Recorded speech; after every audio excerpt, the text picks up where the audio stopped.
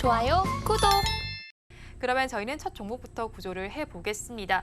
한국콜마를 먼저 보겠습니다. 화장료 조성물 특허권 3건을 취득했다라고 공시가 나와 있고요. 그리고 2분기에 호시 실적도 기록을 했는데 중국과 관련한 불안감 때문에 주가가 내림세를 보이고 있다라고 봐야 할까요? 제가 봐도 약간 그런 부분이 크다라고 좀 생각이 되고 있는데요. 뭐 중국 관련주가 이 중국 경기 우려감 때문에 떨어진다라고 뭐 단언은 할 수는 없지만 지금 현재는 이 중국에 대한 이 소비 우려 위축, 뭐 지난주도 경제 지표 때 보면 그 우려감이 좀 증폭이 됐죠.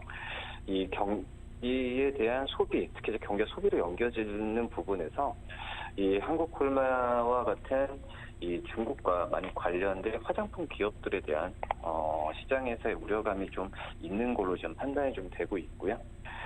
특히 이제 2분기 실적을 본다고 한다면 굉장히 좀 좋았습니다. 영업이익이 670억, 거의 뭐 서프라이즈 수준으로 나왔었는데, 특히 이제 이 선케어 시장 성장이 되면서 우리나라 이 한국 콜마뿐만 아니라 OEM, ODM 업체들에 대한 관심이 좀 많이 높아졌죠.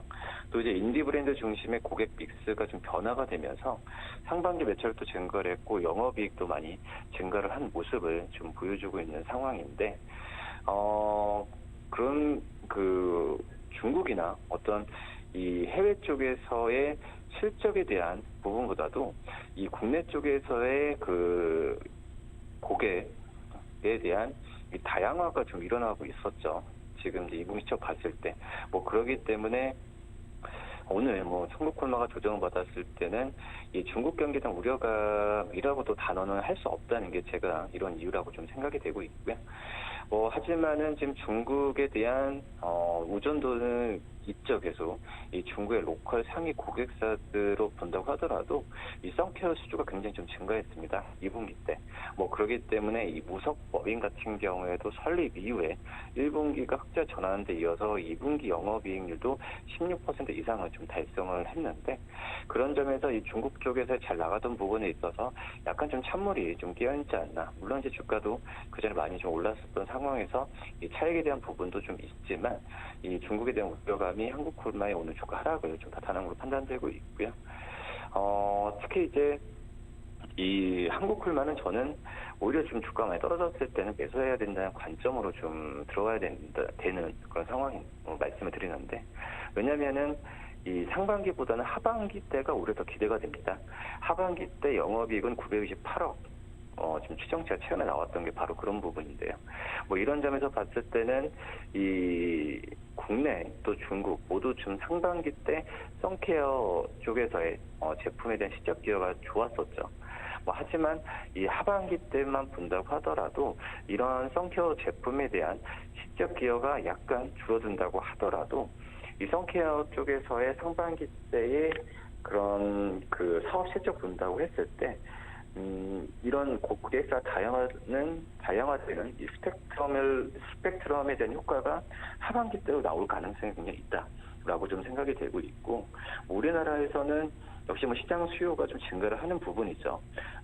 그렇기 때문에 가장 큰 베이스 모멘텀이 될 텐데, 이 중국 같은 경우에는 이 말씀드렸던 이 선케어 제품 수주를 계기로 이 장기 고객에 대한 수요 부분에 있어서 어떤 교두보를 마련하지 않았나라고 좀 생각이 되고 있고요. 그렇기 때문에 이 중국 쪽에서의 흑자에 대한 기조는 하반기에도 계속 이어진다. 그리고 이 특히 이제 북미 쪽 같은 경우에도 이 북미 쪽은 약간 트렌드가 좀 인디 브랜드에 대한 부분이 좀 전체적인 화장품에 대한 그 트렌드로 좀 바뀌고 있는데, 인디 브랜드에 대한 수주 증가가 이 하반기에 매출이나 성장세도 계속 이끌 가능성이 있다라고 좀 판단이 되고 있습니다. 그런 점에서 본다고 한다면 이 한국콜마 좀 떨어졌을 때 관심 있게 봐야 되지 않을까 이렇게 판단됩니다. 한국콜마는 주가가 낮아졌을 때 관심 있게 보면 좋겠다라고 말씀을 해주셨는데요. 그러면 가지고 계신 분들께서는 버티자라는 전략으로 대응하면 좋을지 궁금하고요. 가격 전략은 어떻게 잡아가야 할까요? 저는 가지고 계신 분은 당연히 버텨야 되지 않나. 그리고 추가적인 매수도 괜찮다라고 좀 생각이 되고 있고, 그다음에 신규 매수 관점도 나쁘지 않다라고 좀 생각이 되고 있습니다. 특히 이제 이 법인의 어떤 턴어라운드 속도가 굉장히 좀 빠르게 진행되고 있는 구간입니다. 뭐 그렇기 때문에 이 지금 현재 이런 그 좋아지는 부분이 급격하게 좀 나와주고 있는 상황이기 때문에 물론 그런 부분이 주가에 선반영됐다고 하더라도 저는 지금 이 부분은 계속 지속될 수 있는 모멘텀이다라고 좀 생각이 되고 있고요. 국내 어떤 별도 법인은 여기 최고 영업이익률을 경신하는 상황에서 이 북경 쪽, 또 캐나다 쪽에서 흑자 전환하는 그런 시기이기 때문에 오히려 좀 주가에 대한 그 조정을 받았을 때 먼저 말씀드리도록 하겠고요. 이 목표 주가도 증권사에서 76,000 이상을 좀 잡고 있기 때문에 이 한국콜마에 대한 관심은 꾸준히 좀 가져야 되지 않을까라고 좀 판단이 되고 있고 지금 56,200원 정도 저는 매수가 좀 말씀을 좀 드리도록 하겠고요. 목표가는 62,000원, 손절가는 5만 원 말씀드리도록 하겠습니다. 한국콜마는 가지고 계신 분들께서는 버티는 전략 취해 보시고요. 신규 접근도 유효하다라고 짚어주셨습니다. 추가로 매수를 하신다면 56,200원 선에서 해보시고요. 이때 목표 주가는 62,000원, 손절 라인 5만 원 잡아주셨습니다. 그러면 다음 종목도 구조를 해보겠습니다. 콘텐츠리 중앙 구조해 보겠습니다. 박스오피스 관객 수를 조작했다는 혐의가 불거지면서 극장과 영화 관련주의 주가가 장중 내림세를 보이고 있는데요. 이 섹터 전반이 내림세를 보이면서 콘텐츠리 중앙 역시 빠지고 있다고 봐야 할까요? 그렇죠. 지금 그 콘텐츠 중앙뿐만 아니라 이 극장과 관련된 종목들이 이 박스오피스 뭐 조작 의혹에 대해서 지금 오늘 하락세를 많이 보여주고 있는 상황인데요. 콘텐츠 중앙뿐만 아니라 이 CJ, CGV 뭐 관련 이 극장 관련 기업들에 대한 투심이 오늘 좀 장 초반에는 악화되는 그런 모습을 보여주고 있습니다. 우선 어제 이제 뭐 CGV, 롯데시네마, 메가박스 여기서 이제 콘텐츠 중앙은 메가박스를 운영하고 있죠. 이 멀티플레이스 3개사와 배급사 24개 업체 관계자에 대해서 이 업무방해 혐의로 업무방해 혐의로 이 검찰에 불구속 송치했다라는 얘기까지 좀 나와주고 있는데 뭐 그런 점을 본다고 한다면은 이제 극장 관련주들에 대해서 어떤 지금 뭐 신장 모멘텀이나 뭐 그런 부분이 아니라 지금은 영화에 대한 흥행 이런 그 숫자적으로 밝히는 부분이 아니라 약간 투자 심리가 좀 안 좋은 상황으로 좀 가고 있다라고 좀 생각이 되고 있고요. 여기서 이제 콘텐츠 중앙 같은 경우에도 물론 이제 메가박스 또 이제 그 자녀를 보유하신 분들은 이제 플레이 타임이라는 부분을 아시겠지만, 그러니까 공간을 활용하는 이제 이 사업 부분 쪽에서 콘텐츠 중앙에 대한 어떤 좀 관심은 좀 있겠지만, 지금은 이제 콘텐츠 중앙에 가장 실적이 좀 미치는 부분은 역시 이제 제작하는 어떤 그 영화나 이제 드라마라고 좀 생각이 되고 있고요. 특히 자회사들 쪽에서의 이 제작에 대한 어떤 수익성을 뭐 계속 좀 지켜봐야 되는 건 맞다라고 생각이 됩니다. 하지만 지금 분위기는 좋습니다. 2분기 때 영업이익이 흑자로 전환했죠. 뭐 그러면서 그동안에 좀 우려됐었던 이 실적 개선에 대한 부분이 생각보다 빨리 왔다라고 좀 생각이 되고 있고요. 그리고 이제 그 최근에 SL의 작품들을 봤을 때도 모두 흥행에서 좋은 성과를 좀 보여주고 있습니다. 또 이런 부분이 우선 콘텐츠 경쟁력을 입증했다는 거죠.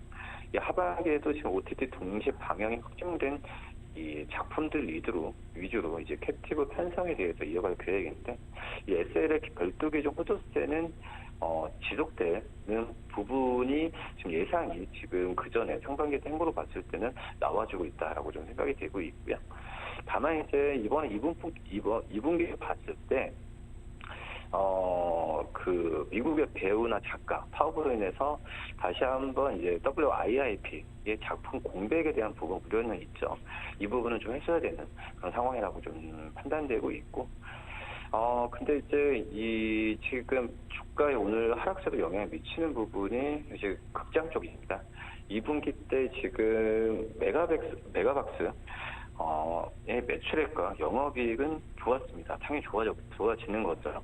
이 코로나의 영향에 의한 기저효과도 분명히 있고, 2분기 메가박스의 매출액이 작년 대비로 724억 증가했고, 영업이익도 흑자 전환했습니다. 뭐 이제 관람객 수에 대한 논란은 좀 있긴 하지만, 관람객 수에 대한 소폭 증가도 좀 있었던 상황이고요. 뭐 그러기 때문에 이 콘텐츠의 중앙, 오늘 오히려 지금 주가가 떨어졌을 때 이런 그 메가박스 공간 활용에 대한 비즈를 보지 말고 이 콘텐츠 중앙에 제작하는 이 환경, 그리고 이거에 대한 이 작품성, 이런 부분을 좀 지켜본다고 했을 때 좀 버티는 전략이 맞지 않나라고 좀 생각이 듭니다. 콘텐츠를 중앙에 긍정적인 부분을 바라보면 좋겠다라고 말씀해 주시면서 버티자라는 전략을 제시해 주셨는데요. 그렇다면 가격 전략은 어떻게 세워가야 할까요? 우선 증권사 같은 경우 목표 주가를 좀 하향하고 있긴 하지만 그래도 27,000원까지는 제시를 하고 있는 현재 상황이고요. 우선 지금 현재 본다고 하더라도 이 컨텐츠 경쟁력에 대한 강화 기준은 꾸준하게 이어지고 있습니다. 뭐 주가가 지금 반응 거의 안 하고 있죠. 뭐 바닥에서 떨어지는 부분도 아니고 바닥에서 지금 횡보하는 구간으로 좀 가고 있기 때문에 어떤 수익성 위주의 경영 전략을 컨텐츠 중앙이 계속 시행을 하고 또 2분기부터 실적을 계속 또 내준다고 한다면은 제가 봤을 때도 이 콘텐츠 중앙의 가격에 대한 이 주가 상승 여력은 지금보다 훨 높을 가능성이 있다고 생각이 되고 있고요. 목표가는 19,000원, 손절가는 14,000원 말씀드립니다. 콘텐츠를 중앙의 가격 전략을 살펴보면요. 목표 주가는 19,000원, 손절 라인 14,000원 잡아주셨습니다. 그럼 마지막 종목도 구조를 해보겠습니다. 펌텍 코리아 구조를 해보겠습니다. 역대 최대 실적을 발표했고요. 또 지속적으로 증가하는 수요에 대응하기 위해서 제4공장을 증설할 계획이기도 합니다. 그런데 화장품주 전반이 빠지면서 영향을 받은 것으로 보였는데 일단은 주가가 다시 또 반등을 하고 있습니다. 이 종목은 어떻게 봐야 할까요? 역시 뭐 반등해서 좀 정말 다행이다라고 좀 생각이 되고 있고요. 이 펌텍 이 코리아 같은 경우에는 지금은 이 어떻게 보면은 좀 화장품 용기 업체이기 때문에 국내 대형 브랜드사들의 실적이 이 좀 굉장히 중요하다라고 좀 생각이 되고 있고요. 우선 지금 현재 본다고 하더라도 이 국내 대형 브랜드사들의 전체적인 그전의 브랜드도 좋지만 이 브랜드를 리브랜딩하는 그런 제품 출시에 대한 부분에 있어서 하반기 때 개시할 가능성이 큽니다. 뭐 그렇기 때문에 매출에 대한 성장 전환은 전 당연히 일어날 것으로 좀 생각이 되고 있고요. 또 이제 이 하반기에도 뭐 거시적인 얘기긴 하지만 인바운드 쪽에서의 회복, 또 이제 브랜드사들의 해외 수출 증가에 대한 부분에 있어서 추세가 계속 지속될 가능성이 좀 있지 않을까라고 좀 생각이 됩니다. 오늘 지금 중국 얘기 나와주곤 하지만 지금 이 우리나라 기업들 특히 또 중소형 브랜드사들을 봤을 때도 중국에 대한 의존도를 낮추고 해외 쪽으로의 진출 부분을 좀 활발히 하고 있죠. 뭐 그러기 때문에 이 펌텍코리아의 하반기 실적은 저는 기대를 계속해야 되는 거다라고 좀 생각이 되고 있고요. 그나마 좀 약간의 이 펌텍코리아가 많이 알려지지 않은 기업이기 때문에 해외 고객사 쪽에서도 레퍼런스에 대한 부분이 좀 부족합니다. 유일하게 단점이라 좀 생각하고 있는데 뭐 하지만은 최근에 초도 물량이나 여러 가지 면에서 봤을 때 증가하는 속도로 가고 있는 걸 보면 이런 우려감은 너무 크게 좀 생각을 안 해도 되지 않을까라고 좀 판단되고 있고요. 특히 이제 이 한국뿐만 아니라 선진 화장품 시장 내에서 봤을 때도 말씀드렸던 이 공통적인 특징이 앞서 한국 콜마도 말씀드렸던 인디 브랜드 쪽에서의 이 선전이라고 좀 볼 수 있겠는데 하지만 이제 인디 브랜드 같은 경우가 어떻게 보면은 유행 기간이 짧습니다. 뭐 그런 점에서 보면은 지금 새로운 인디 브랜드나 여러 가지 부분에 있어서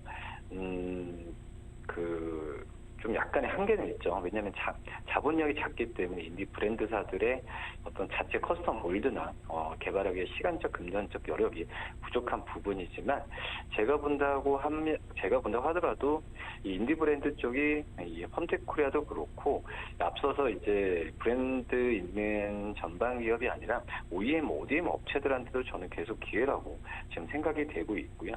뭐 그런 점에서 봤을 때 인디 브랜드의 시장에서의 수요가 굉장히 좀 증가하는 모습을 계속 보여준다고 한다면은 이 펌텍코리아에 대한 관심은 꾸준히 좀 가져야 되는 게 맞다라고 좀 생각이 되고 있고, 뭐 최근에 지금 나오고 있죠. 얘가 유형자산 취득 공시나 뭐 가이더스 상향 공시가 좀 나와주고 있는 상황에서는 이 펌텍코리아 주가 떨어진다고 하더라도 버티는 전략이 맞다라고 좀 생각이 됩니다.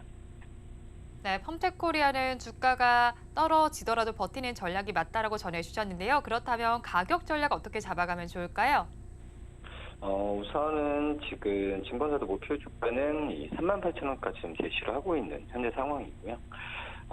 지금 이 목표 주가, 뭐 38,000원 계속해서 지금 상향 추세, 목표 주가를 상향하고 있다는 점이 저는 긍정적이다라고 좀 생각이 되고 있고, 지금 이제 외부 변수 본다고 한다면 화장품 시장에 대한 부진이 좀 장기화되는 상황이기 때문에 오히려 앞서서 말씀드렸던 한국콜마처럼 ODM, OEM 업체, 이런 이 펌텍코리아 같은 이 용기를 만드는 그런 좀 관련된, 그러니까 화장품 그 소재가 아니라 이 용기나 어떤 부품 이런 부분을 만드는 기업들한테 지금은 눈을 돌려야 되는 게 맞다라고 좀 생각이 되고 있고, 그런 부분에 있어서 유동성에 또 몰릴 가능성이 있다라고 지금 판단이 되고 있습니다.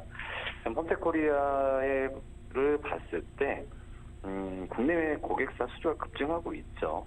뭐 그러면 지금 분위기는 굉장히 좋아지는 상태에서 주가가 좀 먼저 좀 차익실현 매물에 대한 부분이 좀 나와주고 있는 상태에서 서둘러 정리한다라는 것보다도 기존에 가지고 계신 분들 같은 경우에는 이 보유 관점을 꾸준히 유지하는 게 낫지 않을까라고 좀 생각이 되고 있고, 이 지금 이 펌텍코리아가 지금 7, 8일 정도 연속 떨어지고 있는 상황인데, 뭐 그거에 대한 부분에 있어서 뭐 거래량이나 그리고 이 떨어지는 폭을 봤을 때는 좀 제한적으로 가는 모습을 보여주고 있습니다. 뭐 그렇기 때문에 신규 매수 관점도 어느 정도 생각을 해봐야 되지 않을까라고 판단되고 있고요. 1차적으로 버티는 전략 말씀드리는데 목표가는 27,000원, 손절가 23,000원 말씀드립니다.